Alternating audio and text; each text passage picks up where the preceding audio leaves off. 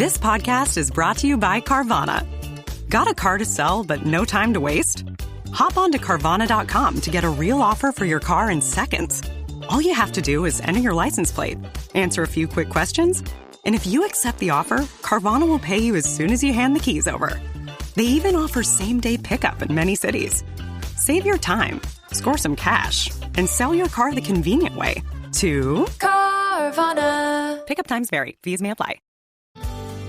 Getting ready to step into your career era? Set yourself apart with Adobe Creative Cloud Pro for students. Hone your skills with apps like Photoshop, Illustrator, Premiere Pro, and more, powered with the latest in creative AI. Students save over 55% so you can build a portfolio you're proud of. Launch your future with Adobe Creative Cloud Pro for students. Visit adobe.com/students to learn more.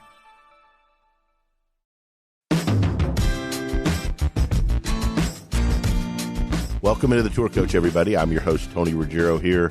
Appreciate all of you that follow us, that listen to us, and participate with us. If you're new to this, my name's Tony Ruggiero. I'm a golf coach and teacher down in Palm Beach Gardens area at Old Palm, where I spend a big chunk of my time, where I'm lived in Mobile, Alabama, and have a studio here for a long time, and travel around the South and the country as well, teaching folks on the Live Tour, the PGA Tour, LPGA, Epson tours, colleges, and so forth, as well as anybody that wants to get better.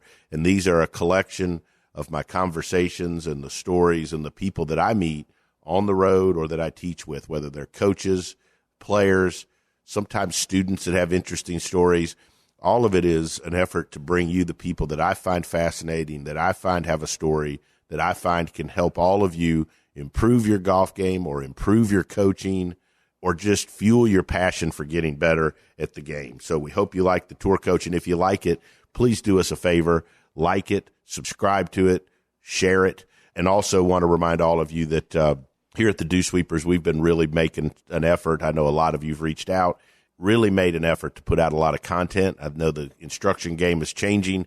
There's more and more content. That's where those of you that are passionate about and have a desire to get better at the game go, is to the sources of content. You can always find us on at the DewSweeper on Instagram, but in particular, our DewSweeper TV on YouTube. All you got to do is go to YouTube and type in DewSweeper TV. And once again, we've got a major coming up. So we're in that stretch with a bunch of majors through the season, and we're going to run another contest. We've just dropped another Pro Work episode. And look, so starting now, I draw the night after the U.S. Open, Monday night. All you have to do is go to DewSweeper TV on YouTube and watch the Pro Work episode where we take Fred from shooting 85 down to 75, true story, golf.com article backing it up, and type in hashtag Pro Work or hashtag Tour Coach or hashtag DewSweeper TV. You pick. And on that Monday, I'm going to take from all the people that watch and comment, that signs you up for the contest, and I'm going to draw for another set of Srixon irons that fit you, your choice, a Vineyard Vines gift pack, or a Wingman Mini. And then this time I'm even going to throw in a hat, a cool-looking hat from the folks at Epic Western. And I'm going to tell you what, when I get done getting through the Monday before the U.S. Open, we got 4 of our students in sectionals trying to earn their way into the U.S. Open. We'll be sitting there that night drinking me one of those Palomas from Epic Western. Folks, if you like sipping something cool and refreshing, a cocktail, and there's not going to be anything better as the heat gets up in June and we're watching the U.S. Open in a week, grab you an Epic Western Paloma. Trust me, you won't be disappointed. And, of course, as we get ready to head into these conversations that are going to help you with the game of golf, none of this would be possible without the folks at Bushnell, Srixon, Vineyard Vines, Epic Western, as I just mentioned, and my boy Mitch McConnell and Buick GMC, Taylor Martino and Rowan, and Blaine Stokely. They're the best. They support the DewSweeper wherever we go, whether it's on the airwaves here in our content or on the radio. So keep listening here to the Tour Coach, and please like and subscribe us, and we hope you like what you hear. Joining me here on the Tour Coach this week, Jackson Court, who, if you're watching this, everything else is blacked out but your head and your hand. It looks really spooky. Looks weird. And who's just had back surgery, laying in, actually. And my good friend Brady Riggs, one of the best teachers in the game out. And Brady, are you in California today? I am in California today. A little overcast. We got a little what we call June gloom here in LA, as you know from last year's U.S. Open. So it's a little overcast and a little cool. It's great. I mean, that's probably a little cool for you. Probably got the hoodie on there, I see. So yes, you never know. We could get a breeze coming through or something. So I thought today I was perusing through the social media channels the other day, and then I had a question from a student that I thought was interesting. I thought it'd be fun to pick our brains on, and the student had said, like, I mean, how do you know, like, what's the good stuff on social media for getting better at golf? The student was like, how, like, you know, because I'd said not everything out there is bad and so forth. And he was like, but how do I know, like, what information's good, and how do I know what'll help me, and what's the best way to search for that stuff? And I thought, man, that'd be like a pretty cool topic to talk about, because we can't run from it anymore. I mean, right? And content's out there, social media's out there. So I thought it'd be something cool to kick around. I'd start with you, Brady. What do you say to that? That's a good question. I mean, I think if somebody's working with really good players and they've developed really good players and they have content out there, then I think that's a person to start with. You know, I always kind of recommend a few people to students that are online, you know, looking at stuff. Right.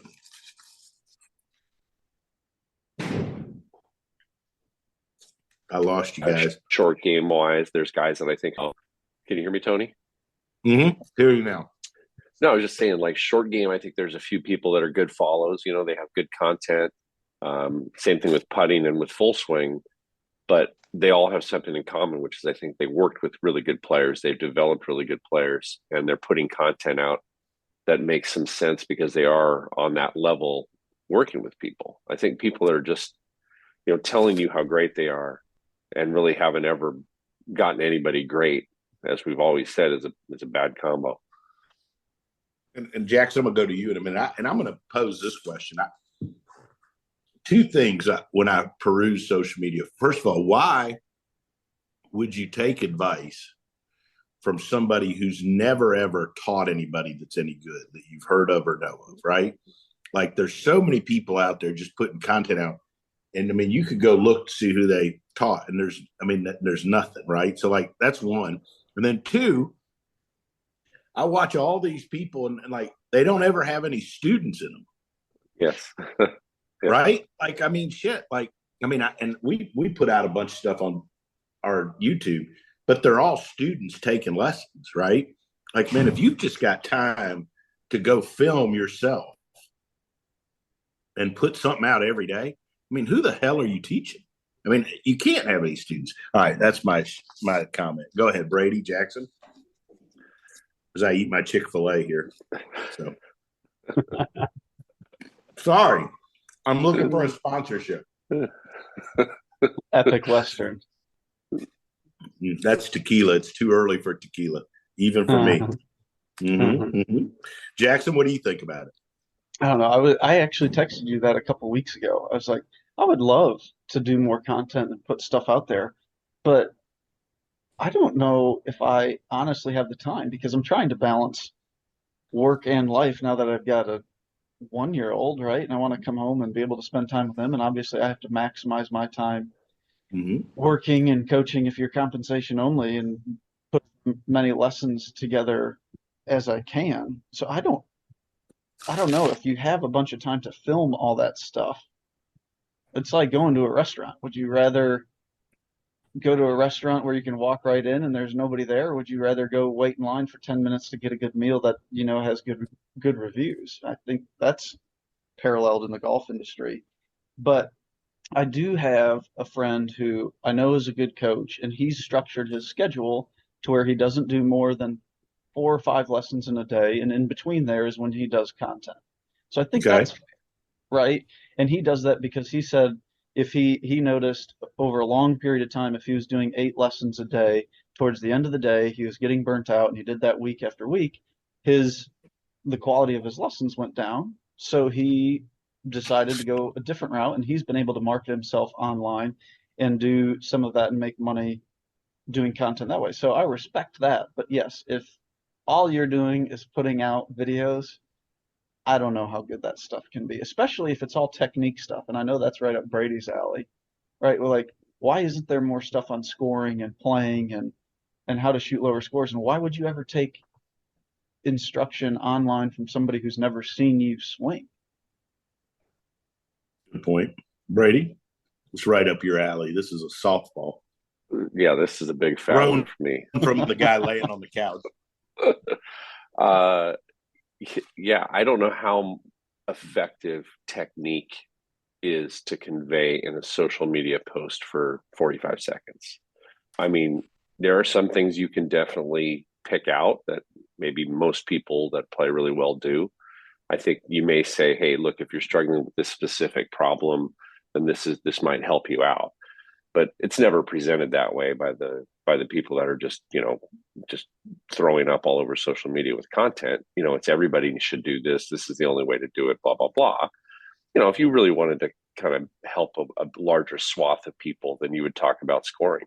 You'd talk about how to practice a little bit differently because that's not content based. That's not instruction based. That's how to spend the time practicing whatever it is that you're working on. I think it's really difficult. I mean, and Tony, because you and I've taught a lot together. We both know that all the combinations of grip and wrist positions and pivot and how flexible somebody is or strong, that all plays into how you're teaching that person. Right. How do you convey that in a 45-second clip on Instagram? I don't know. I think that's really hard to do. But if you're talking about, hey, look, if you want to get the most out of your practice time, here's 2 or 3 things you can do when you're putting and you're doing your putting practice that'll really help you. That's something that maybe you can convey a little bit better. And I'm not saying that there isn't good content on technique out there, but I just think it ends up trying to be for everybody. And it probably shouldn't be presented that way. It should just be, hey, if this is your issue and this is what you're struggling with, here's a way that might help you out. Yeah, I try to structure the stuff that we put out or I put out, like one almost always with students, right?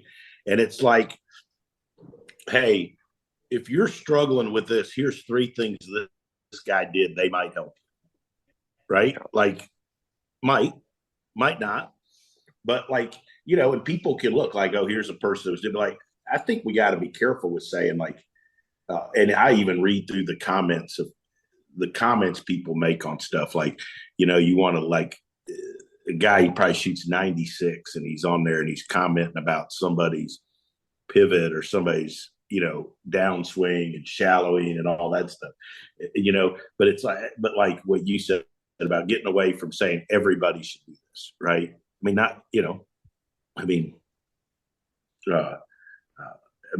got to stay away from that. But who are some of the people you like the content out there? Like short game wise, I think that the 3 guys that I there's probably 4 now. There's a guy, Parker McLaughlin, who I think is really good. I've done stuff with him. He was great. Yeah, he's a great teacher and a really tour player. One on the PGA Tour. That's a guy you might want to listen to a little bit, right? He's done it and he helps a lot of good players. I think Parker's great. I think Gabriel Herstead also played on tour. Champions Tour guy. I've taught him full swing stuff. He's a very good short game instructor. Different than Parker, a little more leading edge. Parker's more bouncy. Those are 2 guys I really like. And there's a guy in Tucson, Golf Better Tucson, who puts out great content. Really like him. Had a couple of my students go down and work with him, and I think he does awesome work. Yeah, so I'm online looking at stuff, and I'm like, hey, that guy's really good. So if I have one of my students that's asking me about short game, I'll say, hey, here's 3 really good guys to look at, to get some content from. Okay. And I think, all of us probably have some of those go-tos, of different parts of the game where we say, this is a good resource for you. But, if you have a guy who is teaching everybody the same thing, that's not somebody I would ever recommend, for sure. If you have somebody who Tony and we talked about this one guy, I'm not going to say his name, but in a message to me, he said he was the greatest instructor in the world. Those are people I try and stay away from. You're kidding. He really said that? Yeah, he said that to me in an instant message. He said, I'm the greatest instructor in the world at this. I'm like, wow, congratulations. That's fantastic. So, those types of guys, I think you just got to be leery of, because while they're entertaining, they're probably not helping a lot of people. Remember the old saying, my old mentor used to say, ignorance and arrogance is a terrible combination. Tony, who are you following? And Jackson, who are you following? Because I like to steal stuff from both you guys.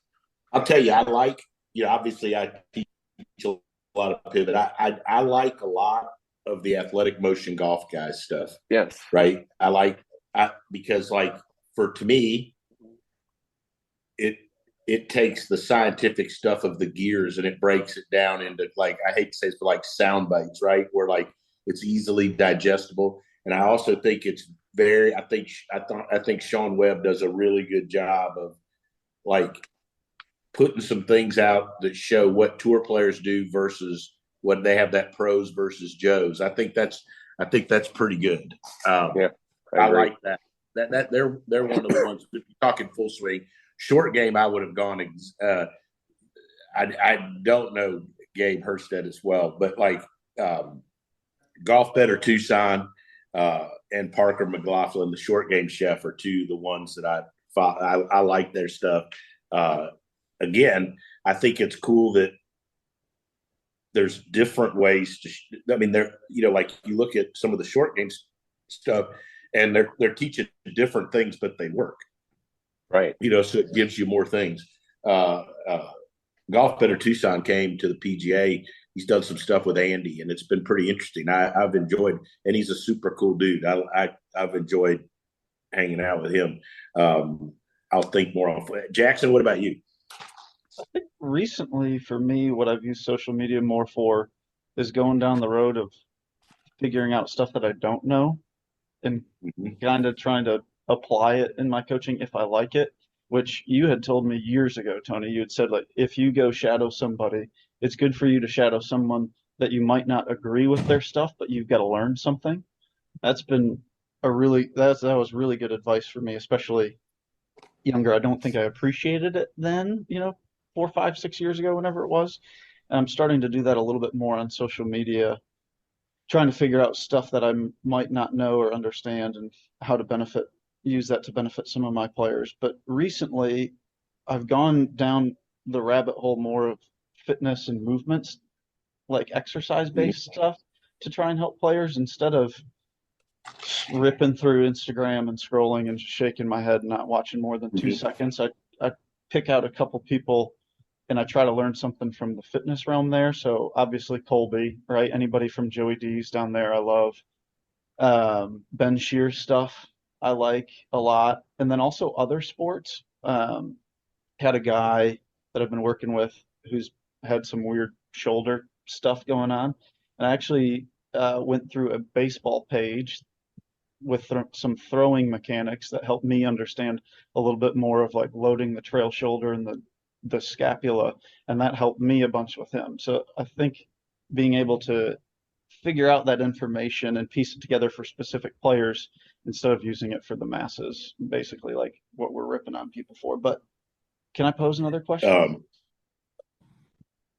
You can pose whatever question you want. You're the co-host here. Okay. So besides someone never making anybody good and putting out content, why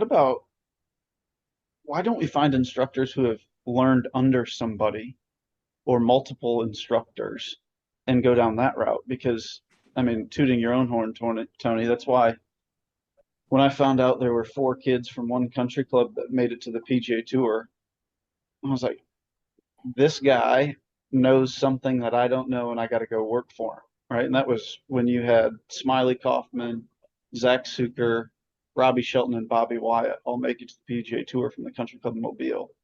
Those were the days. Those were the days, right? When I was smarter. I think we lost Brady, but did we lose Brady? We did. What the heck's Brady doing there? I would agree with you in that.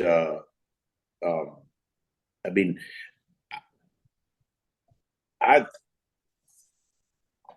think we ought. I think I think we should highlight those people, right? The people that are having, and that's what I'm saying. And one of the things I want to do with golf coach development is get some of these young guys that are having success, right, and get them to put out some of the stuff they're doing with students, right? I mean, we got too many people controlling some of this stuff. Here I go. Controlling some of this stuff, you know, and the content that goes into some of the magazines and the stuff. And it's about who can I teach with and like taking care of buddies instead of putting real content out there that could really help people. There's so much fluff and bullshit out there from people who, I mean, that it's ridiculous, right? Like, you know, I mean, it just, you know, and then the other thing is on social media is you got everybody. I mean, one day guys showing pictures of a hot dog at the turn or whatever.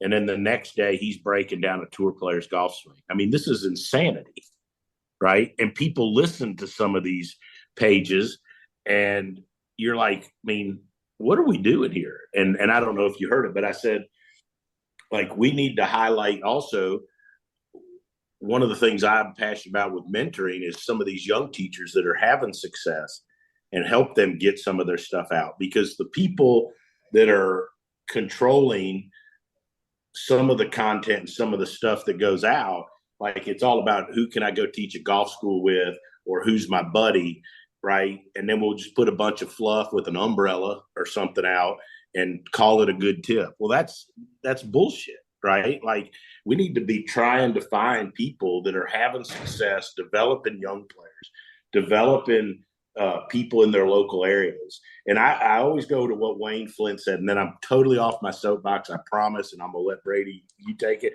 But like what Wayne Flint said one time, like a bunch of these people that are flooding everything with content, if they even taught a damn club champion, don't you think we'd know about it? I mean, they haven't taught anybody. They don't put anybody out there that they've made good. If they had any success stories, they put out 42 posts a week and produced videos in the bunker, hit your bunker shot, blah, blah. I mean, if they'd made anybody good, they'd have posted, right? Like we need to start highlighting the people, and we need as a golf community, as teachers and with forums, to highlight the people and push forward the young people and the teachers that are developing people and are making a difference. We got to get away from some of the old guard and the people that are just pushing their buddies and pushing fluff out there. I'm done. Sorry. Well said, Tony. Well said as always. That wasn't too bad. Was that bad? No, bad? It's early. It's early. If it was later in the afternoon or evening, it could have been a little spicier. But it's true.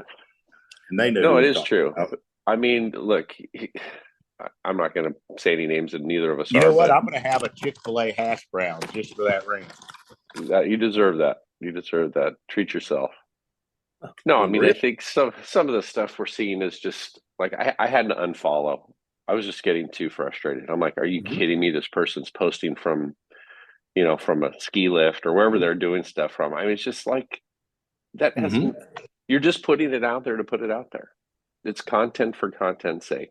And that's the thing that's the most annoying. And I consider that a me problem. Like I just get frustrated by it because I think it's ridiculous. Somebody wants to watch it, I guess they should just go watch it. I just think it doesn't help us as an industry to be putting stuff out there just for the sake of it. I think it's sad.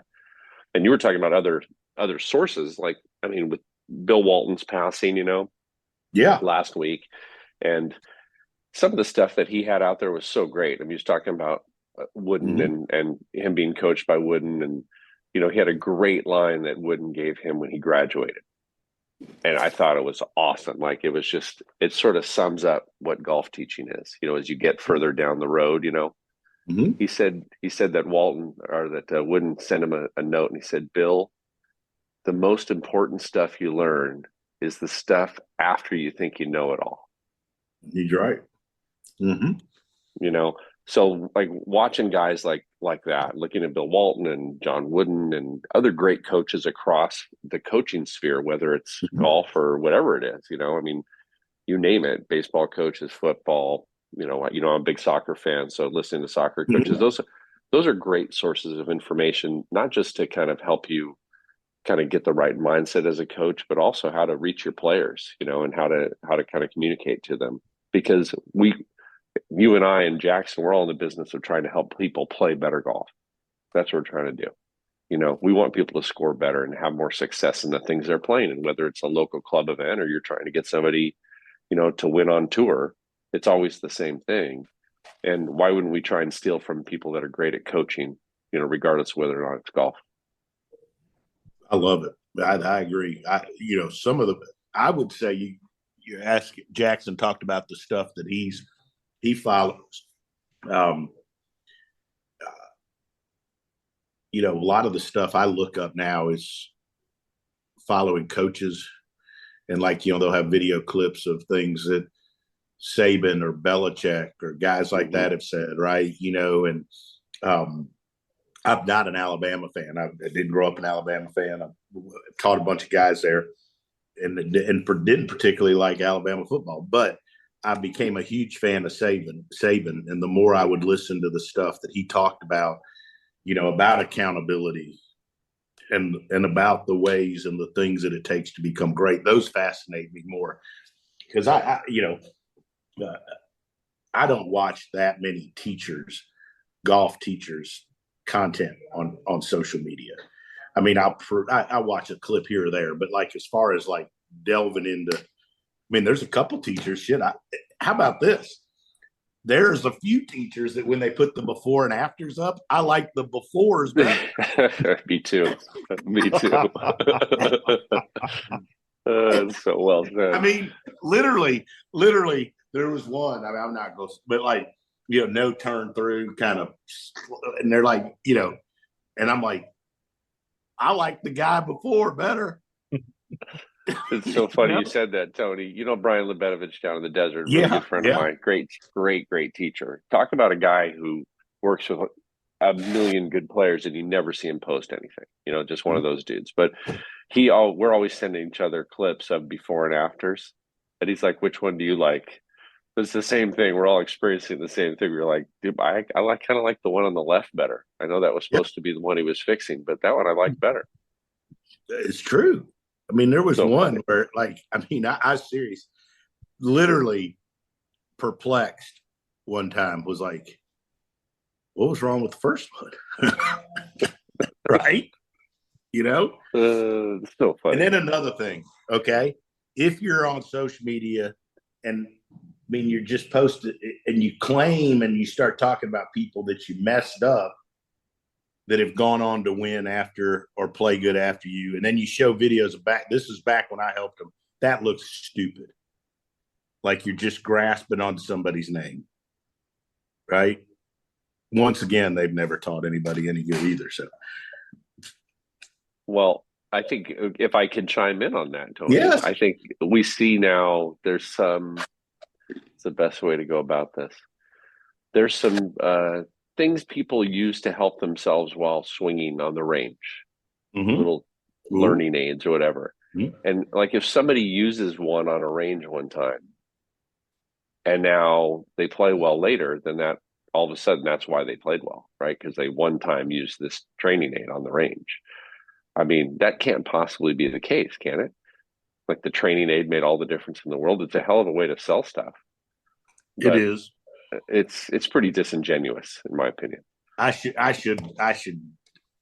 am selling DewSweeper pivot packs, so I probably should bow out of that conversation.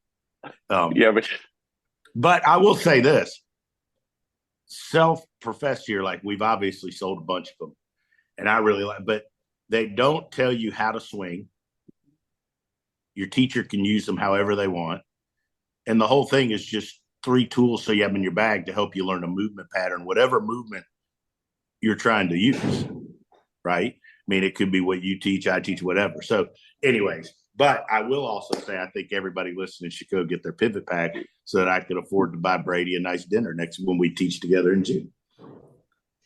And I'll tell you, one of the things I like about teaching with Tony in June is that I always learn stuff that I didn't know before. Which even is if really, you needed a pivot pack, dude. It's one of the things I like about going with you the most, because there's always something new going on with how to use a band or use a bounce ball, something which I don't really jump into. So I think that's one of the things about all of us as teachers. The reason why we're looking at stuff on social media is that we do want to get better, and we think that we don't know everything, and I love that about going, because I learn stuff. Fortunately, I think you get to a point in your career where if you're lucky and you do a good job, you have the opportunity to teach with other people, right? Yes. And to me, like I do most of my learning either A, with things like this where I have folks on the podcast and share ideas and talk, or two, I invite people I want to teach with to teach our retreats with us and help us develop good young players or folks that are trying to get better. And because like I've learned a ton, and I've told people, and I tell you, I've stolen a lot of your stuff about, about the practice stuff and the combine work. I love that. And so for me, being able to teach with somebody like you, a few years back when we were at Frederica Jackson, before we got run out of there, we, Bill Harmon came and taught with us. And I mean, some of the simplicity of his stuff and the old school was great. And, being able to be I'm looking forward to June, you and myself and Colby will be in a bay together for a morning. Like that'll be fun. Yeah, right. Looking forward to that. Yeah. So lots of different ways to learn. And there's some biomechanics stuff that I follow out there on social media. Anyways, but again, I think the overriding thing is if I was to give people advice, is to, one, be careful, because anybody can say, but find somebody that's made people good. And then the last thing I think that's important too is, I think one thing that's way overlooked when finding instruction is a person that matches with your personality and what you're looking for in a coach. It's not just information, right? Like you got to have a guy that you're going to enjoy, or a girl that you enjoy being with, that is the type of coach that you need and that you want. I agree. I think, one of the things I notice myself doing a lot now, and I never would have done when I was younger. Actually, I had a guy the other day who's he's a 4, he plays once or twice a week if he's lucky, doesn't practice much, has a young kid, super busy guy and successful in business. And he's hitting 12, 13 greens around.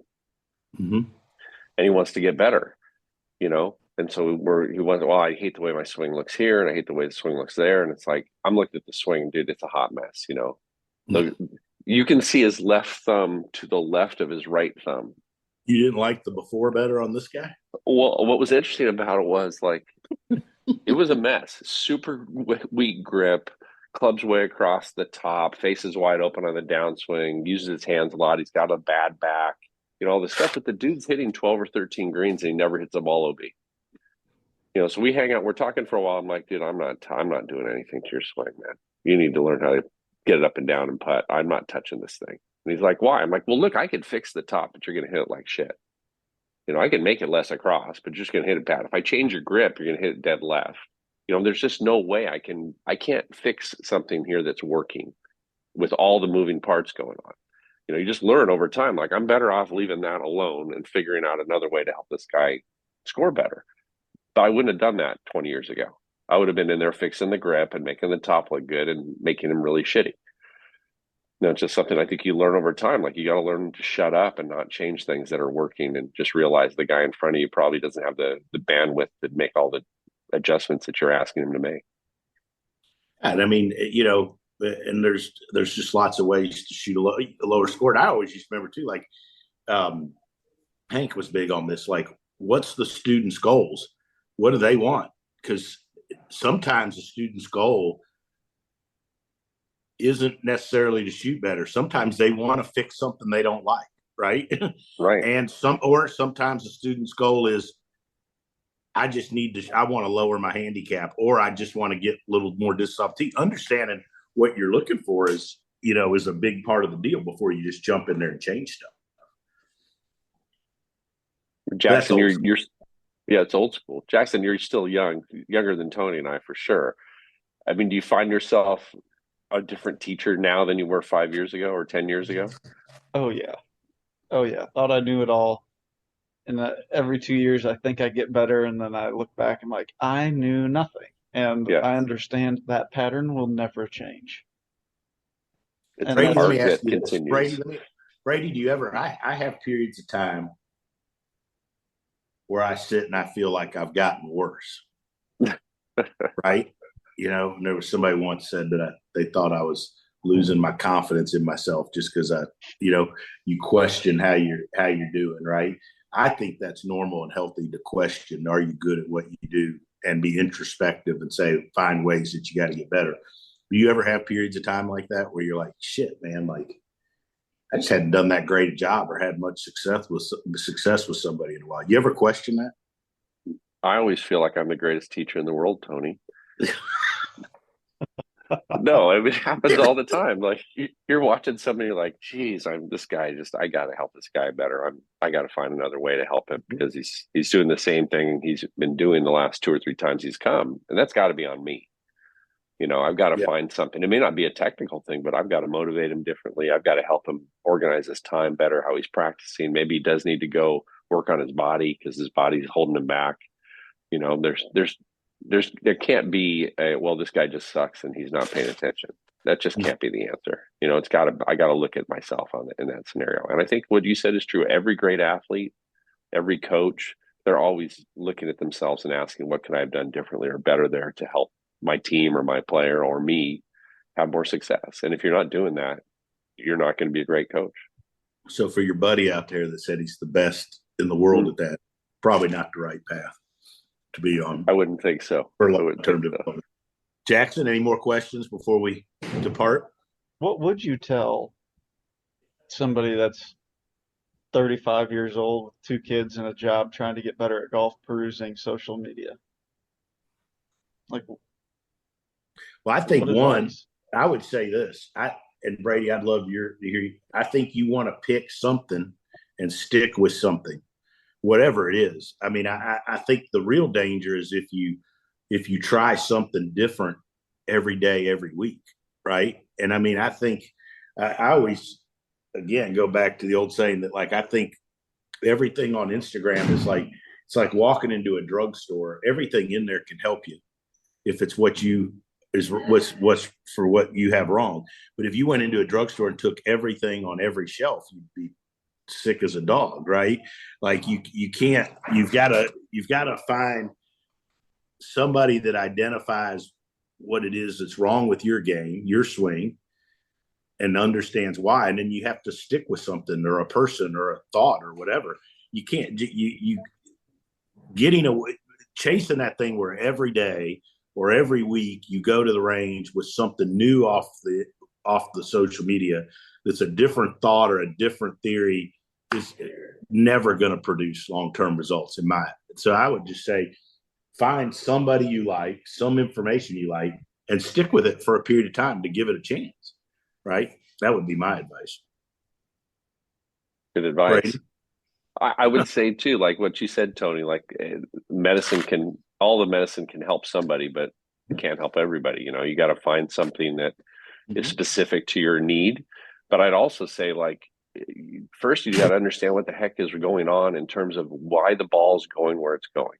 Mm-hmm. If you can't get back to understanding where's the face when it makes contact with the ball, where's the path, and why is that happening? And then whatever you're working on should always be to answer that question. It has to either be solving a face problem, a path problem, a contact problem, or a speed problem. Right. And if you're looking for a position in the swing and think that's the end all be all, that's not the right way to go. You're looking for the wrong answer to the question. So whatever your issue is, you need to figure out, okay, face, path, contact, distance, something's going on there. And I need to be, whatever I'm watching has to answer that question. If you're hitting a right starting slice and you're looking at somebody who, is trying to spin their hips harder or look like Min Woo Lee on the downswing, that may not be the right thing for you. It'd probably be a bad idea.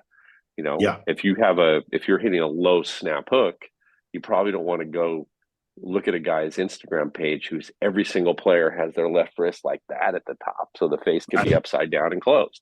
that's probably not a good idea. But that's what we end up getting. People just are going to where the most hits are, the most popularity, and it's not specific, like you said, to what they're trying to fix. So gotta be applicable. And the last point I'm gonna make is, just because somebody's post shows that they've picked up 4 miles an hour of club speed doesn't mean, and they take the picture of the Launch Pro or the quad or the TrackMan, doesn't mean they've made him a better player. It doesn't. Right? So pay attention to that when you're looking. Like, if all you want is speed, then that's fine. But if you want to become a better player, you want to control golf ball, but that may not be worth it. How do we do, Brady? Did we cover some topics today? I'm so pumped. Anybody out there listening? As Brady and I always. will be teaching the end of June together down at Old Palm with Hackett. And Nick Bova's joining us as well that week, because Jackson's so laid up, can't depend on him anymore. And we'll and Colby's going to be there with us, and we'll have some tour players playing with folks. So it'll be a good fun few days. I'll be joining you from tarpon fishing. I'm tarpon fishing the day before I come see you. You'll be right on it. I'm going to be in New York on a Peloton bike in the Peloton class in the New York studios a couple days before. So I'll be raring to go, dude. Raring to go. Two different approaches to getting there. Two different approaches. I'm going to be hanging out with the Captain Juice on his boat out of the Keys for a day tarpon fishing. So anyways, two different approaches, but we come together. So guys, this has been good. I've enjoyed this. Brady, we'll do a bunch more of this and film some stuff when we get together in just over in 20-something days. So, can't wait, man. Can't wait. Jackson, awesome. Good seeing you, buddy. Get better. Jackson, feeling better. We'll talk to you all soon. Yes, sir. See you guys.